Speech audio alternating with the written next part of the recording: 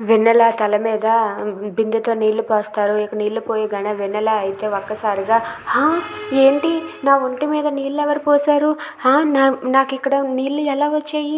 అయ్యో ఏమైంది? నందిని అత్త, నువ్వెప్పుడు వచ్చావు నందిని అత్త? అసలు ఏమైంది? నా మీద నీళ్ళు ఎందుకు ఉన్నాయి? ఎవరూ చెప్పటం లేదేంటి? అసలు నందిని అత్త నువ్వెందుకు అలా ఉన్నావు? పిన్ని, కనీసం నువ్వైనా చెప్పు పిన్ని, నా ఒంటి మీదకు నీళ్ళు ఎలా వచ్చాయి?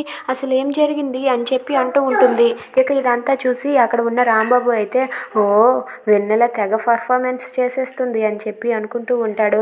ఇంతలో అక్కడ ఉన్న వెన్నెల అటు ఇటు అందరి దగ్గరికి పరిగెత్తుకుంటూ వెళ్ళి అసలు ఏం జరిగింది, ఎందుకు ఇలా ఉన్నారు, అందరూ ఇలా ఉన్నారేంటి, తాతయ్య మీరు అలా ఉన్నారేంటి అని చెప్పి అందరినీ అడుగుతూ ఉంటుంది. ఇంతలో నందిని అత్త దగ్గరికి వెళ్ళి, నందిని అత్త, ఏంటి నందిని అత్త, ఎప్పుడూ ఉగ్ర రూపం చూపించే నువ్వు ఇప్పుడు ఇలా కనిపిస్తున్నావేంటి? అసలు ఏమైంది నందిని అత్త?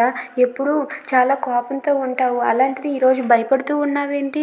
అసలు ఏం జరిగింది నందిని అత్త అని చెప్పి వెన్నెల అయితే నటిస్తూ నందినితో అంటూ ఉంటుంది. అది వినగానే నందిని అయితే వెన్నెల విశ్వరూపం చూసి భయపడిపోతుంది.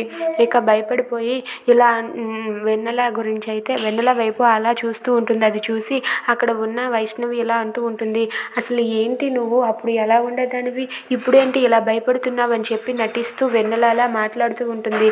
అది వినగానే నందిని అయితే ఏం చేయలేక మౌనంగా ఉండిపోతుంది. ఇంతలో అందరూ భోజనం చేస్తూ ఉంటారు. అందరూ భోజనం చేస్తూ ఉండగా అక్కడ ఉన్న వేదవతి ఇలా అంటూ ఉంటుంది, వెన్నెల ఎన్నాళ్ళు తను ఏమీ చేయకుండా అమాయకంగా కనిపించింది, ఇప్పుడు అందరికీ సరైన బుద్ధి చెప్తుంది అని చెప్పి అంటూ ఉంటుంది.